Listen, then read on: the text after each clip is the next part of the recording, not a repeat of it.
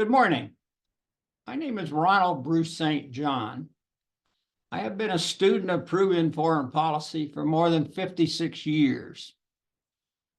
Over that time, I would like to have a number of observations that I have made, and I'd like to share some of those observations with you this morning. Let's begin with a little background.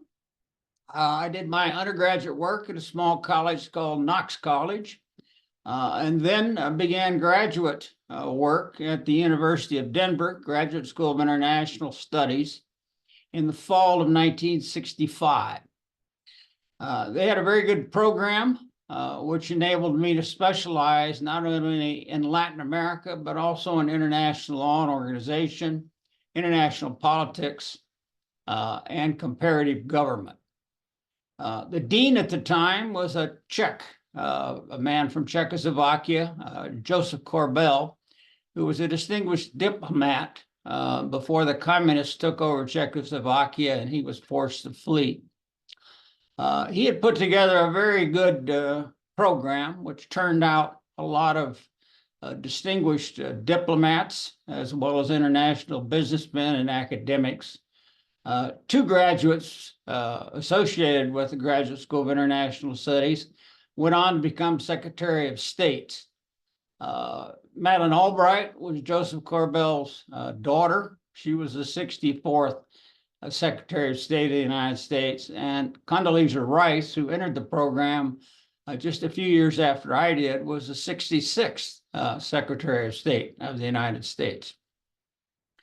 I spent my first 2 years at Denver in classroom work. In the third year, I was awarded a fellowship to come to Peru to study Peruvian foreign policy.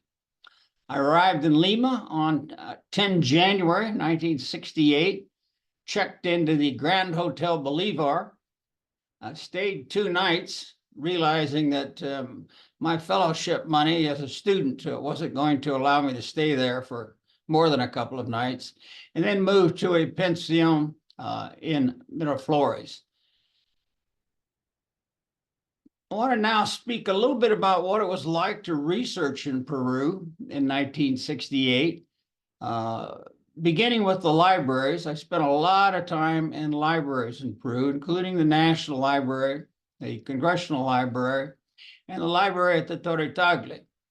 But in addition, there are a number of smaller libraries that were quite helpful, one being the Riva Agüero Library, another being the library at San Marcos.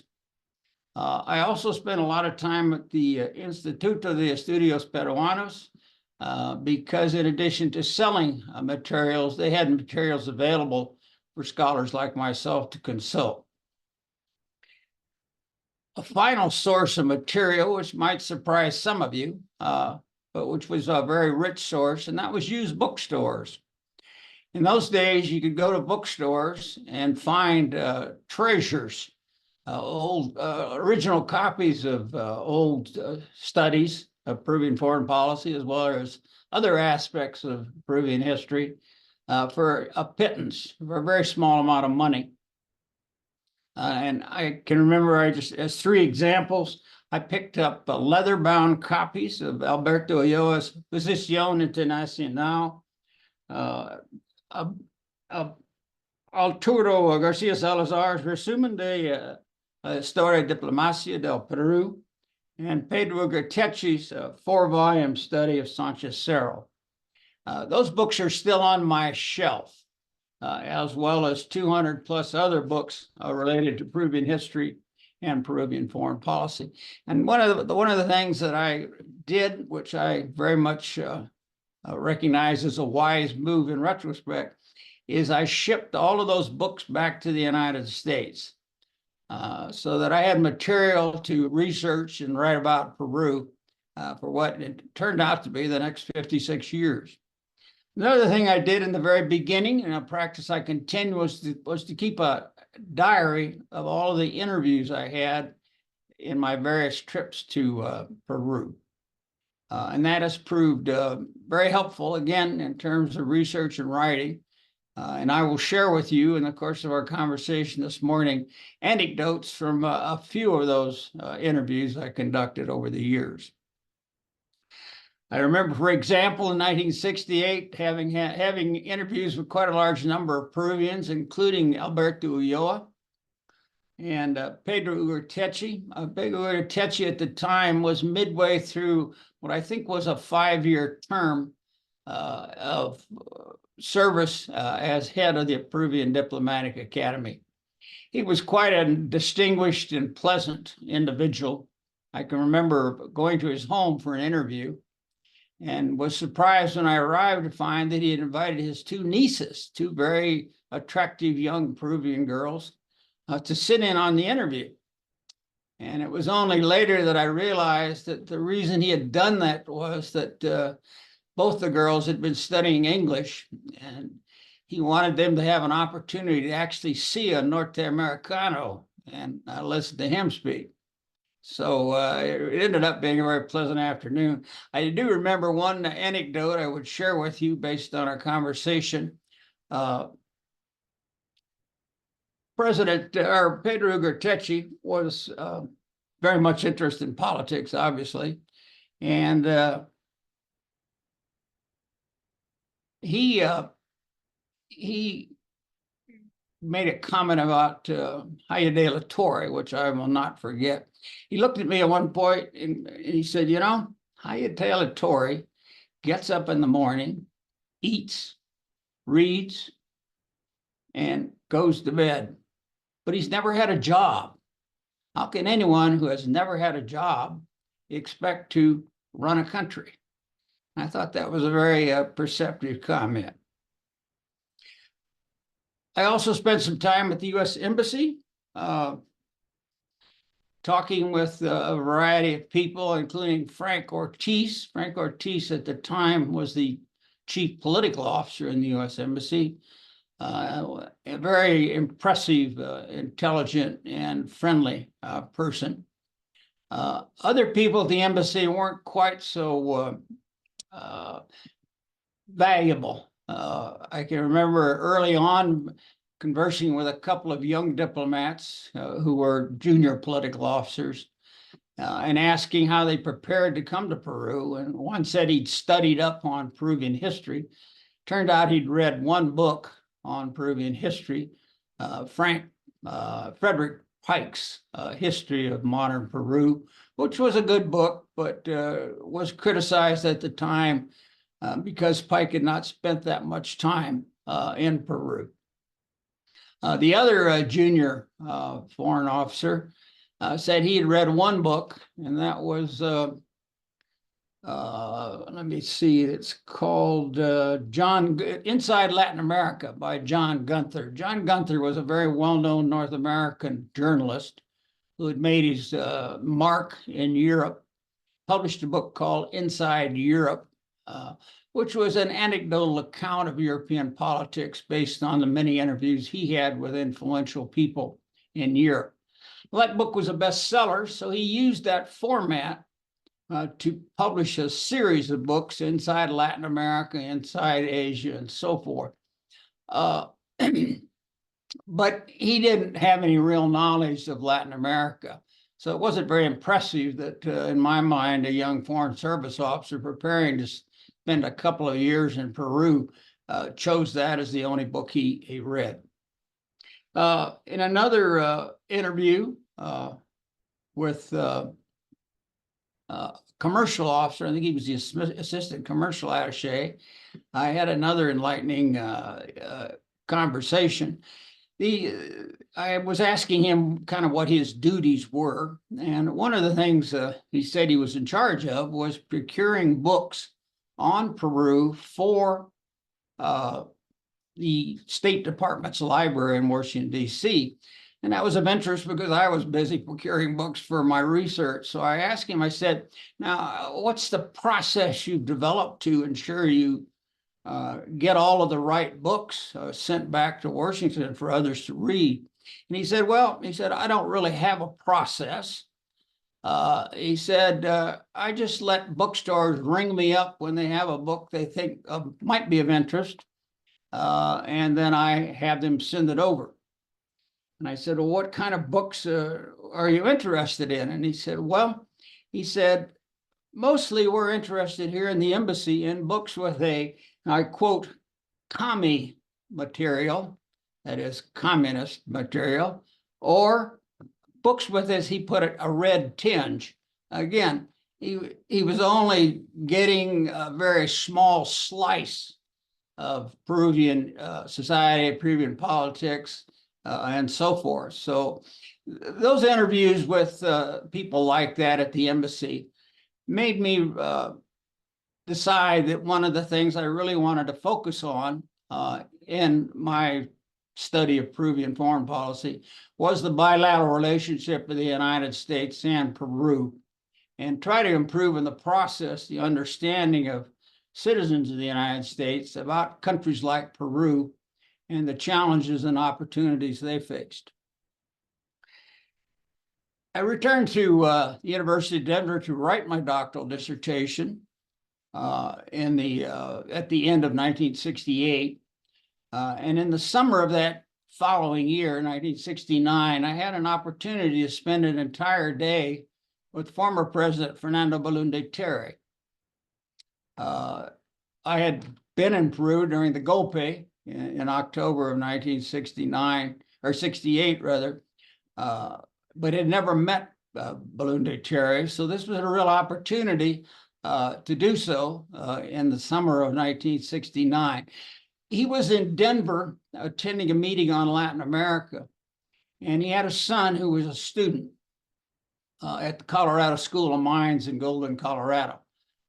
So my opportunity was to spend the day with him, driving him up to Golden, and we had lunch with his son and so forth. But it was a very, very good day because I had lots of time to spend with him.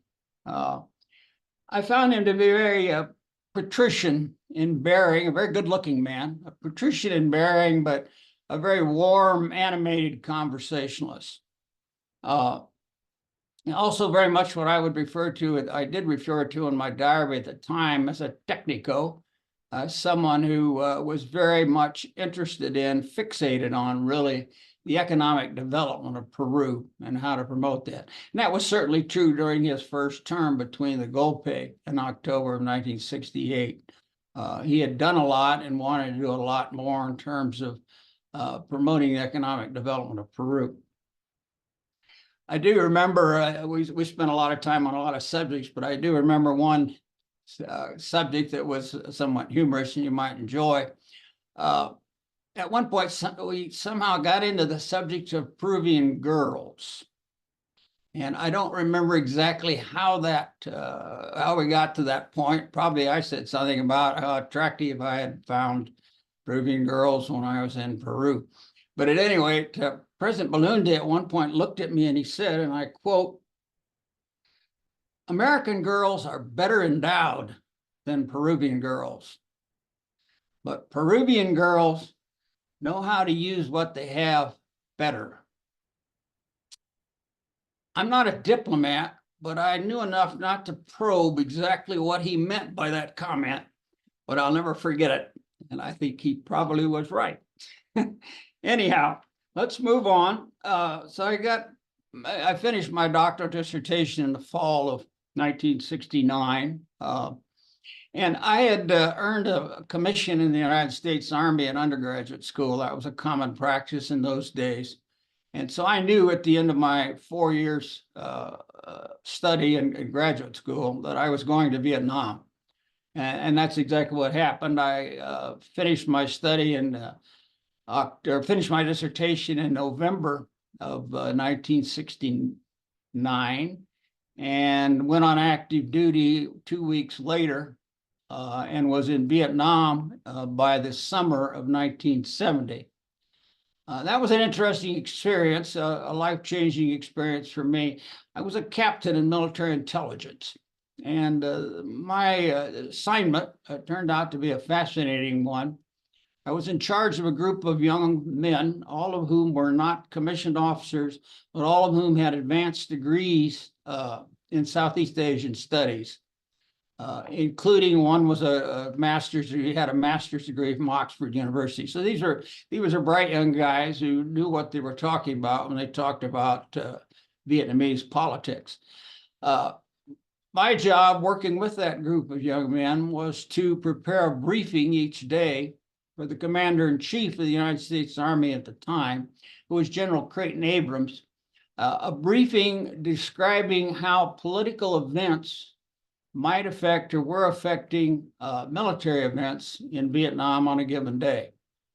And that job then led to having me and having access to all kinds of very interesting material, and also leaving me to conclude within a few weeks that the whole U.S. effort in Vietnam was futile and we should get out.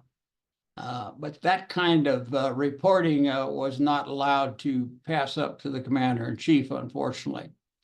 But what I did take away from my experience in Vietnam was an interest in Southeast Asian politics, in addition to my prior interest in Latin American politics. So I began to write a little bit about Southeast Asian politics also, including my first article, which was entitled Marxist-Leninist Theory and Organization in South Vietnam, published in 1979, I believe. That article basically summarized what I had learned in the course of a year in Vietnam. Later, I had an opportunity to spend a lot of time in Vietnam, Cambodia, and Laos, beginning in 1989. At that point, I was one of the first people, first Americans, North Americans, to visit Vietnam. And I can remember on that initial visit in 1989, I was invited to a ceremony involving a loan from the Japanese government. And that had nothing to do with me or what I was doing, so I wasn't too clear at the time why I was being invited. But when I got there, I realized I was being invited because I was the only non-Asian face in the entire audience. And the Vietnamese government wanted to make a point that there was actually someone from the United States in Vietnam at the time. So I was able to go back to that region on a relatively regular basis for almost a decade. And that led then to the publication in 2006 of a book on Southeast Asia entitled Revolution, Reform, and Regionalism in Southeast Asia, Cambodia, Laos, and Vietnam, which is a study of what happened to those three countries after the Vietnam War ended in 1975. At the same time, I continued to publish on Peru. I published an article entitled The End of Innocence, Peruvian Foreign Policy in the United States, 1919 and 1942, in 1976. And the following year, I published an article entitled The Boundary Dispute Between Peru and Ecuador. The latter article was published in the American Journal of International Law. The American Journal of International Law is published, as some of you may know, by the American Society of International Law, which is a sister organization of the Sociedad Peruana de Derecho Internacional. So some continuity in terms of context and publishing sources. In the late 1970s, I began to work in the Middle East and North Africa, primarily in Morocco, Tunisia, Libya, Egypt, Lebanon, Syria, and Jordan. I was living with my family at the time in Rome, Italy, and flying back and forth for business over a number of years. Those trips led me to develop a particular interest in Libya, a country, when I first arrived there in 1977, on which there were exactly 5 books available in English, and all of them are rather technical studies of the oil industry. So I began to do research on my own, publish articles, initially because of the danger of criticizing the Gaddafi regime. The early articles I published were all published under the pseudonym of Nathan Alexander. which is the name of our two sons. Later, I published in 1977 my first book on Libya, Gaddafi's World Design, Libyan Foreign Policy, 1969 to 1976. And subsequently, I published 4 more books. And right now I'm working on a 6th book, which is a biography of the late Libyan leader, Muammar al-Gaddafi. I mentioned my publications in fields outside of Latin America because one of the things that has helped me, I think, be a better scholar is focusing on different geographic areas at different times. And it keeps you fresh. It keeps you from getting stale on one area.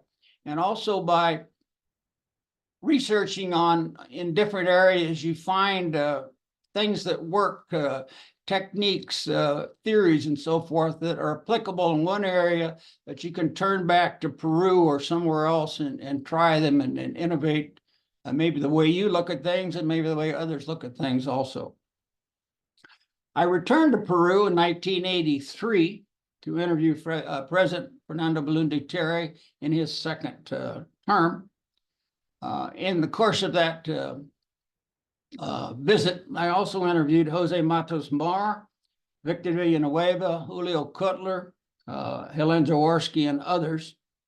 I kept a diary of all these interviews, and I mentioned them just again to try to exemplify the fact that when I came to Peru, I tried to talk to different people at different levels of society and different occupations in society to better understand what was happening in Peru at that particular point in time and how it might impact on Peruvian foreign policy. In the course of that visit, I also met Oscar Muarte de Romaña for the first time. He was serving as President Belaúnde's personal secretary. He's been a friend, a colleague, and a supporter of my work ever since, and I thank him for that. I remember in particular at that visit an interview with Victor Villanueva. Some of you older people may remember Victor. He was a slight built individual with a shock of white hair and an engaging personality. And he was the real expert on the Peruvian military and Peruvian militarism in that time. He had written a number of books, all of which are on my shelf today, including his classic El Militarismo en el Perú. And he was what I considered to be the classic example of a soldier scholar. This was a man who had been on active duty, knew what it was like to be a soldier, but was also an excellent scholar. And that's a very rare combination anywhere in the world. And I really much appreciated him for that. One of the comments he made, again, I like to share some of these comments. One of the comments Victor Villanueva made to me in the course of our interview, he said that President Belaúnde was entre la espada y la pared. Now, that doesn't translate into English quite like it should, maybe. But what we would say in English is between a rock and a hard place. And it's basically the same context that Belaúnde was having trouble again in governing Peru. Jose Matos Mar and Julio Cutler made similar kinds of comments in recognizing the difficulties that President Belaúnde had in governing Peru. Jose Matos Mar argued that President Belaúnde's major problem was that he'd become isolated from the state and the nation, and I think there was some truth to that. Julio Cutler said that President Belaúnde's major problem was that he was soberbio, which I translate to be proud or arrogant, and I didn't agree with that at the time, and I still don't agree with that. President Belaúnde was very patrician in bearing, but also a very warm personality, trying to do his best to help Peru and Peruvians. And so I don't think he was arrogant, certainly proud, sure, but I've never considered him to be arrogant. In the course of that visit in 1983, again, I met with the U.S. Ambassador Frank Ortiz, who I'd met in 1968 when he was the chief political officer. I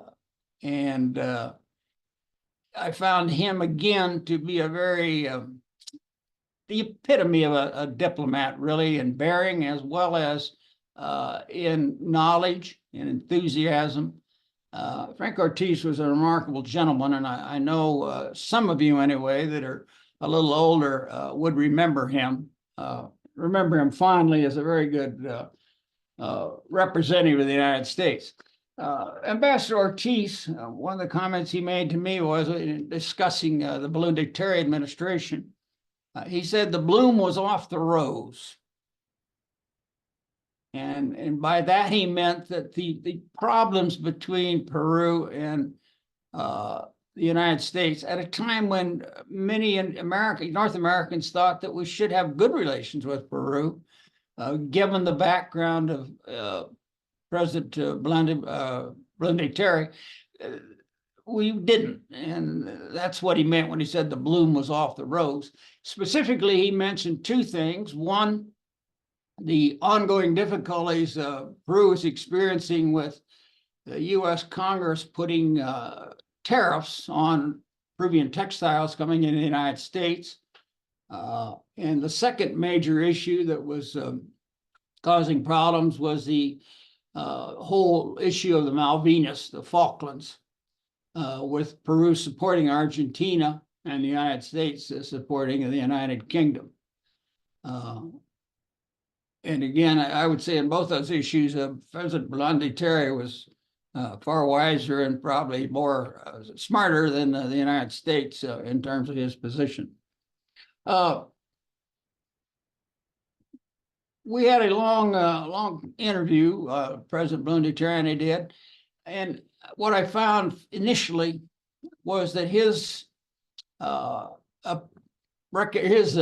view of the U.S.-Peruvian relationship was very, very different from what Ambassador Ortiz had said.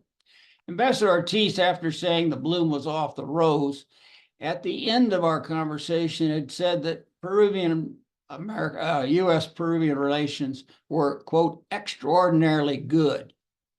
Well, they weren't. And when I spoke with President Balloon-Dictari, he made it clear they weren't. He was particularly hostile towards people in the political section of the U.S. Embassy who he felt were misconstruing Peruvian policies and in effect lying in their reporting to Washington, D.C. And again, he came back to that theme that I had encountered when I was first in Peru in 1968. He said, you know, the problem with people in the political section, and I quote, they talk to the communists and other opponents of the government and then publish only their side of the story. So again, it sounded like we hadn't made a lot of progress at the U.S. Embassy in terms of reflecting what was really happening at the time in Peru between 1968 and 1983. Again, simply reinforcing my efforts to try to do a better job of explaining that very important bilateral relationship. After a conversation in his office, President Balloon invited me into an adjacent room where he had a very large board. It seemed to me, I wrote down at the time it was 8 foot by 10 foot. Maybe it wasn't that big, but it was a big, large board. And on the board, he had all of the development projects that he was either had implemented in Peru or was hoping to implement or was in the process of implementing. And he also had a number of small scale models of various projects. I can remember in particular, there was one of the Carretera Marginal de la Selva, but then there are lots of other projects around there. So he got going on his favorite subject and waxed quite eloquently, really, on what needed to be done, what could be done in improving the lives of Peruvians. About midway through that presentation, someone came in the room. I think it was Oscar Huerta, but I could be wrong on that. But someone came in the room and whispered in President Balunde's ear, and I couldn't hear what was said. But President Balunde just carried right on talking about economic development in Peru and so forth. And when he finished, he hurriedly excused himself and left.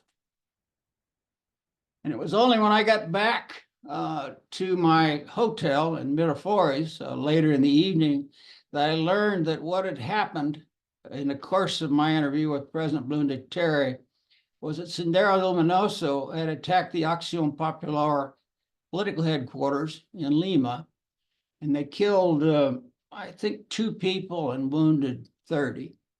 And so that's what was whispered in his ear, and that's why he left hurriedly at the end of our conversation. When I got back to the United States, the first thing I did was publish an article in the Washington Post, a major daily newspaper in Washington, D.C., entitled Peru's Strange Shining Path, in which I tried to explain to North Americans a little bit about what Sendero Luminoso was about and the threat they posed to Peru and to Peruvians. 1992, I published my foreign policy, my initial study of the foreign policy of Peru, entitled The Foreign Policy of Peru. And it was later translated into Spanish as La Política Exterior del Peru.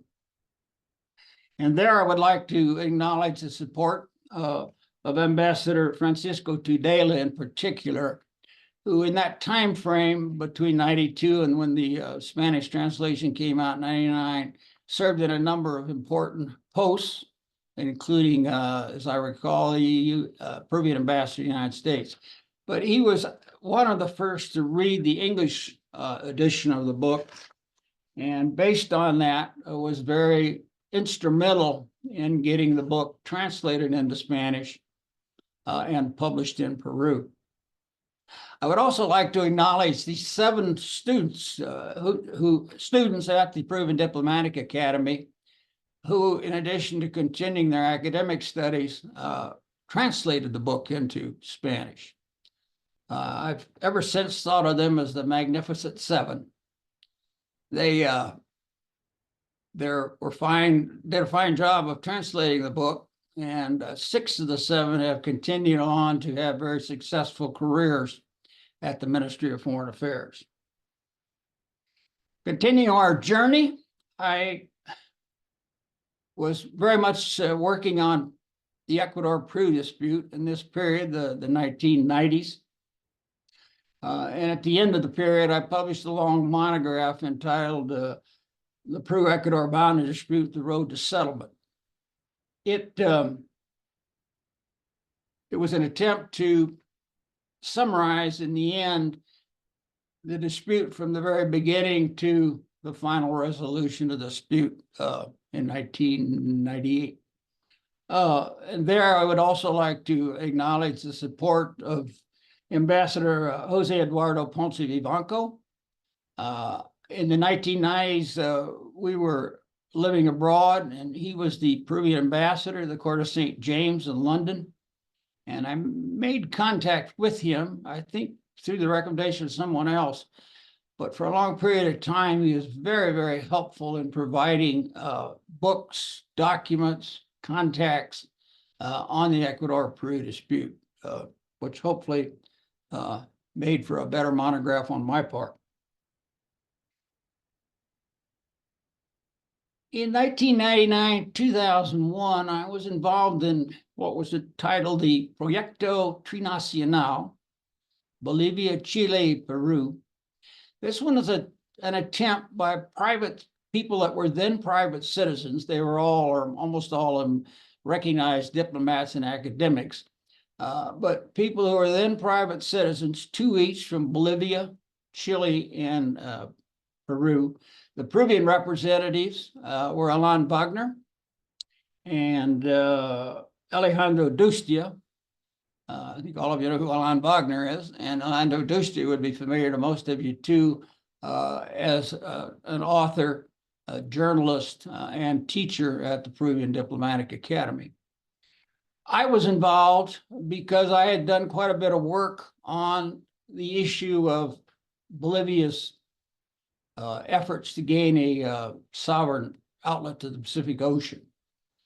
And what we were trying to do in the Proyecto Trinacional, the 7 of us, was come up with some ideas as to how we might develop the tri-point in the south between Bolivia, Chile, and Peru, how we might develop that tri-point in a peaceful way that would include some way an exit to the Pacific, a sovereign exit to the Pacific for Bolivia.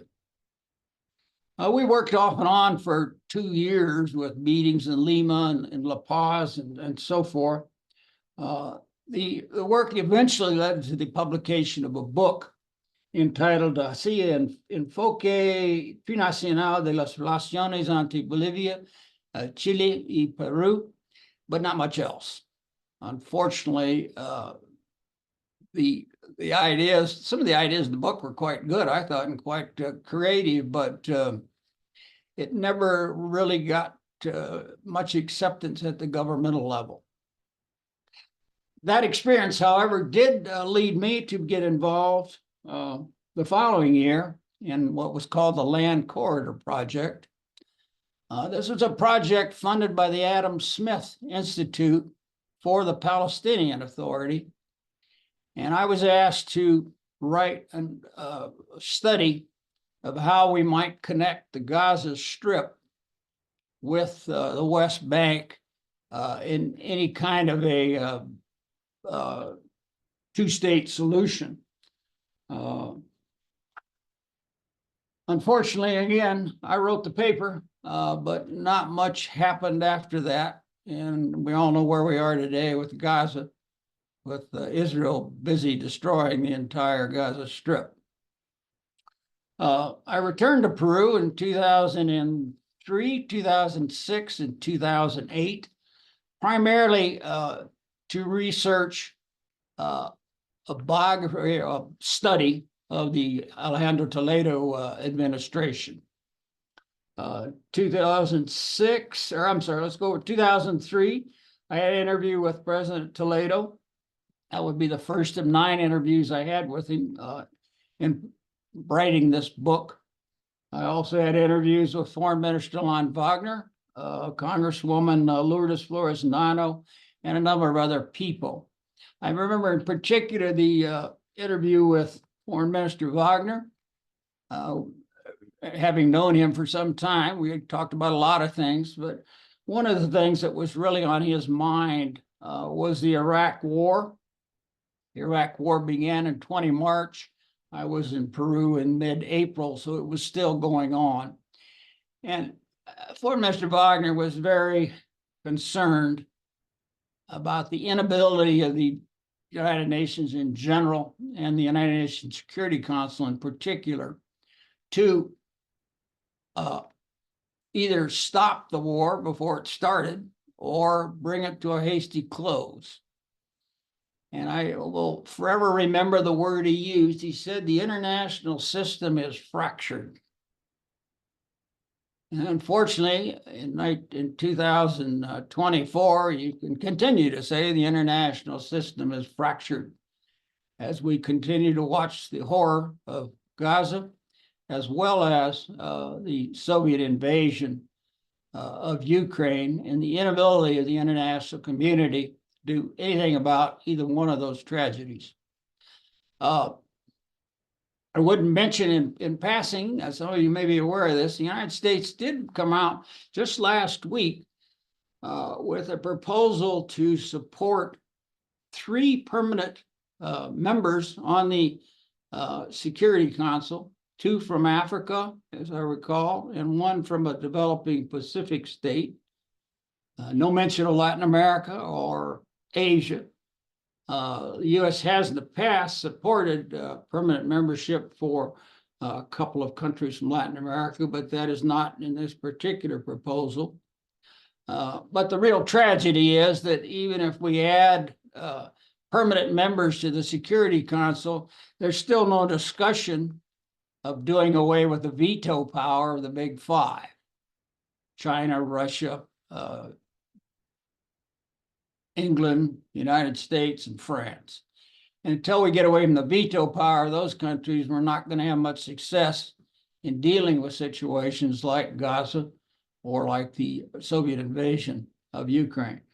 But we keep trying, and I give Foreign Minister Wagner great credit for 20 plus years ago, recognizing that the system is fractured.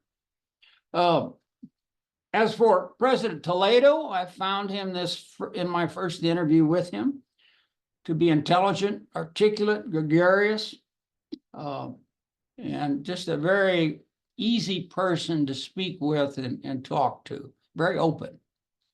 He was particularly interested at this particular point in time in the U.S.-Peruvian relationship, which, as I've discussed, has had its ups and downs, because he developed a very warm relationship with President George W. Bush. And I can remember President Toledo saying to me, he said, our relationship is akin to skin itself, which I thought was a pretty good metaphor. However, I also remember a subsequent conversation that evening, I think, or the following evening, I had a cocktail type reception, and I was speaking with former Foreign Minister Jose de la Puente Radville. And I mentioned this comment about Toledo's relationship with Bush is akin to skin itself. And President de la Puente Radville, or Foreign Minister de la Puente Radville said to me, he said, and I quote, "Some say Peru is the unconditional ally of the United States. But I think it would be better if we would be an ally with conditions." I thought, well, there's a bit of wisdom there, too.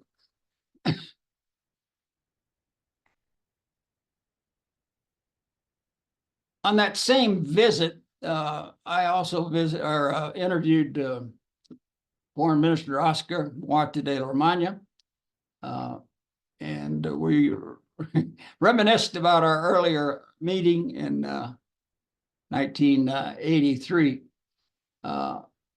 He described President Toledo as a doer, a teacher, and said that his image is better abroad than it was at home.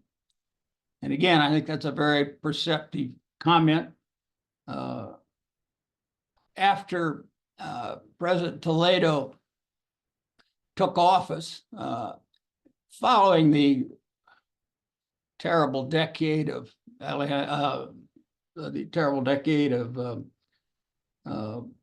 his predecessor,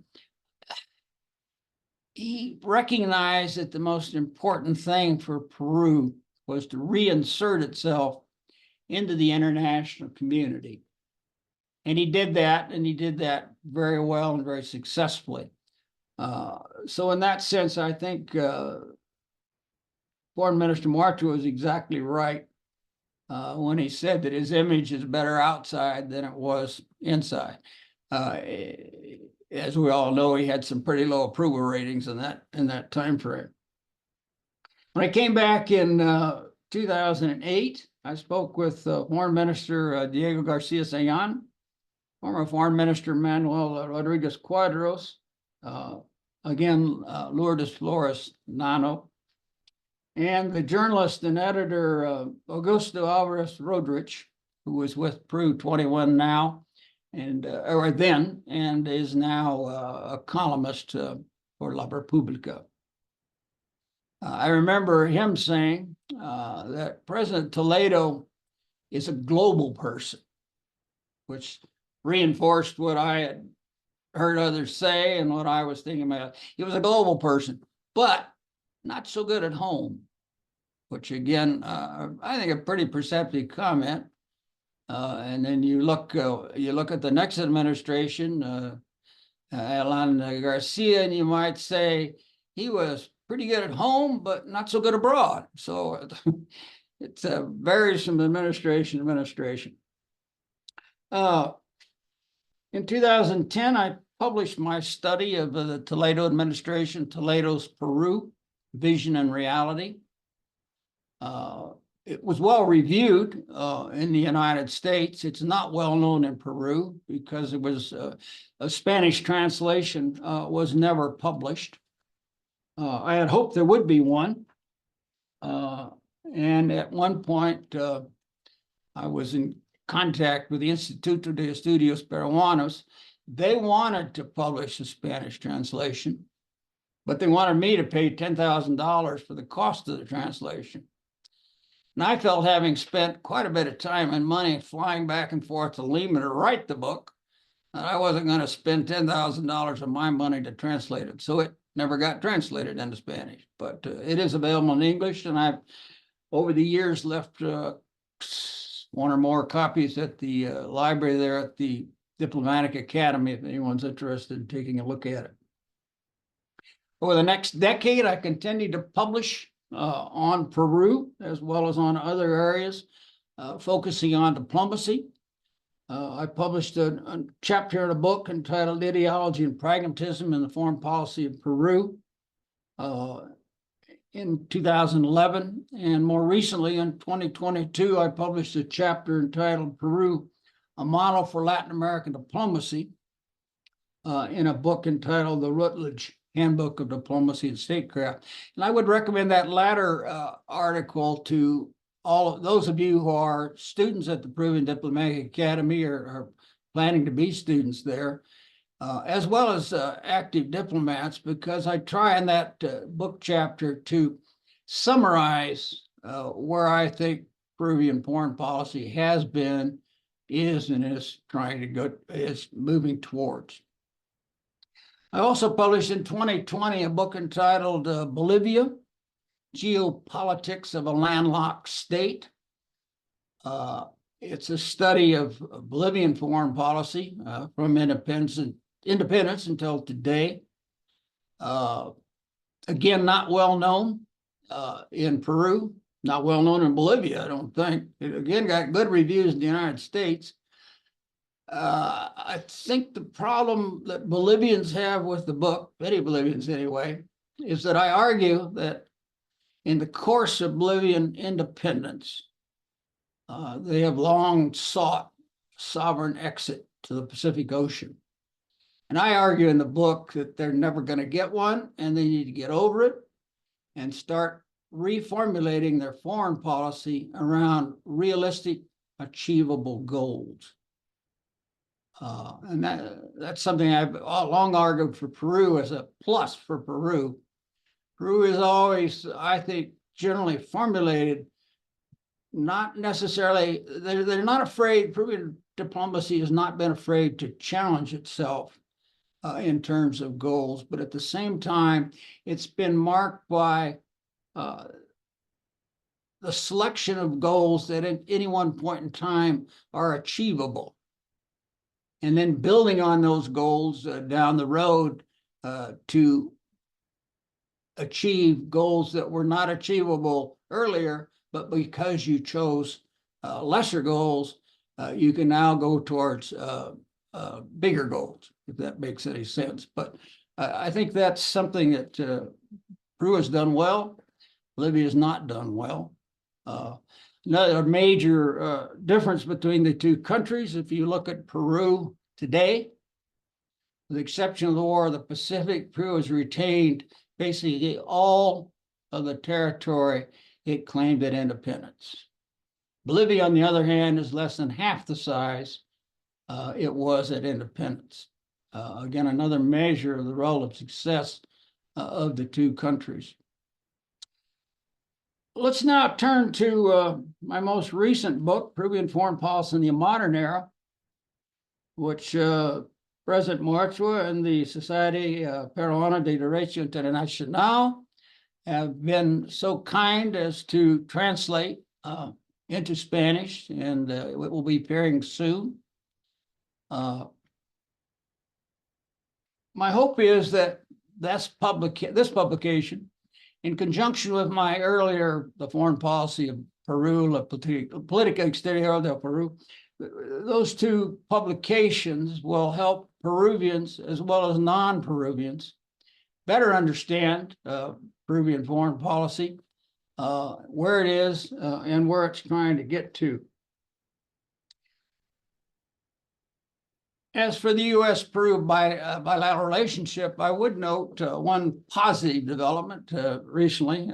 As I've indicated on several occasions this morning, I've been trying to improve the understanding in Washington of the Peru for many years. I would note that I was invited just a few weeks ago to participate in a briefing for Ambassador Stephanie Siptak-Ramna, who's a very impressive woman. She's the new U.S. ambassador to Peru. She's now in place in Lima, and I would encourage that any of you who have any contact with her to give her a warm welcome and to help her better understand Peru and its challenges and opportunities. She appeared to be a very intelligent, bright lady, and I think she'll do a very good job. As for the book itself, I don't have time to summarize the book here, but the good news is that a Spanish translation appearing momentarily, and you'll be able to read it at your leisure. In closing, I would like to make a couple of observations about the structure, content of Peruvian foreign policy as I have witnessed it over the last 56 years.